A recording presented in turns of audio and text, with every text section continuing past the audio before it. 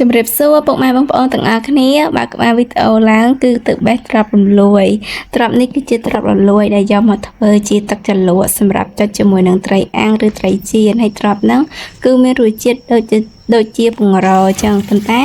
យើងអាចយកវាមកបោកដើម្បីធ្វើជាទឹកម្ជូរសម្រាប់ចុចជាមួយនឹងត្រីអាំងឬត្រីចៀនបានហើយរសជាតិរបស់វាឆ្ងាញ់មែនតើអញ្ចឹងមុននឹងយកវាមកធ្វើជាម្ជូរបានគឺដំបូងគឺខ្ញុំត្រូវដាក់ស្ងោរទ្រាប់នឹងឲ្យផុយសិន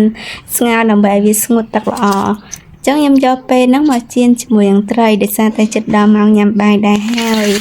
អញ្ចឹងដំបូងការចៀនត្រីរបស់ពេលនេះខ្ញុំគឺចូលចិត្តប្រើជាមួយនឹងប្រភេទខ្លាញ់ជ្រូកចឹងនៅពេលដែលខ្លាញ់ក្តៅហើយគឺចាប់ផ្ដើមដាក់ចៀនជាមួយនឹងត្រីឆ្កែងហើយត្រីឆ្កែងនេះដែរគឺកងល្អមែនតើពុកម៉ែបងប្អូនអើយជាត្រីទន្លេញ៉ាំទៅមានរសជាតិឆ្ងាញ់មែនតើហើយដើម្បីចៀនត្រីឲ្យបានឆ្អិនល្អគឺយើងដាក់ភ្លើងតិចៗទៅបានហើយដើម្បីឲ្យវាក្រៀមដល់សាច់ខាងក្នុងហើយនេះគឺជាទ្រាប់ដែលខ្ញុំបានរំលីងឲ្យស្ងួតទឹកល្អដើម្បីឲ្យងាយស្រួលក្នុងការយើងយកមកធ្វើជាទឹកម្ជូរហើយចំពោះការធ្វើជាទឹកម្ជូរនេះដែរពុកម៉ែបងប្អូនត្រូវតែបកសម្បកទ្រាប់នឹងចាញ់ដើម្បីយើងធ្វើជាទឹកម្ជូរបានពុកម៉ែបងប្អូនខ្លះអត់បកក៏បានដែរប៉ុន្តែនៅពេលដែលយើងអត់បកសម្បកទ្រាប់នឹងចេញទេគឺវារៀងរឹងអញ្ចឹងគឺយើងត្រូវសម្រាប់ខ្ញុំគឺខ្ញុំត្រូវការបកចាញ់ដើម្បីឲ្យវាមានសភាពទន់ឆ្ងាញ់ហើយសម្រាប់ទ្រាប់នឹងគឺមានរសជាតិជូរល្មមនិយាយទៅគឺឆ្ងាញ់តាំងពីមានទ្រាប់នឹងមកផ្លែស្វាយផ្លែអីនៅជុំវិញផ្ទះអីគឺឡើងត្រូវកាយពុកម៉ែបងប្អូនអត់ថាចៀនត្រីឬក៏អាំងត្រីអីហ្នឹងគឺនឹកឃើញតែម្ជូរទឹកម្ជូរទ្រាប់រំលួយនឹងឯងហើយដល់ខ្ញុំបេះសបកនឹងហើយអញ្ចឹងគឺយើងធ្វើការបុកជាមួយនឹងខ្ទឹមស